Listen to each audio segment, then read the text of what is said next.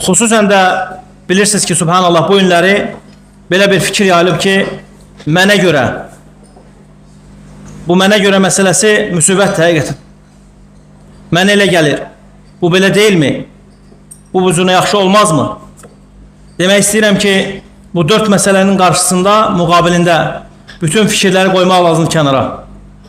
Sənin və mənim fikrim İslam deyil. Sənin və mənim fikrim şəriət deyil.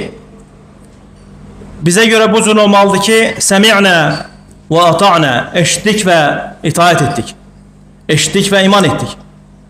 Biz müsəlmanların üzərinə düşən budur. İman əhli bu cürə deyir.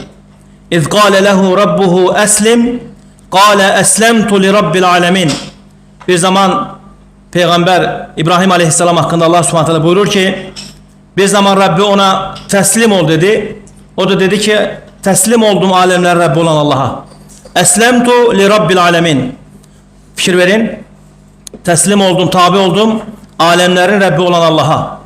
Ona görə barakallahu fikum, bu məsələni yığışdırmaq lazım. Mənə görə məsələsi təhlükəli məsələ.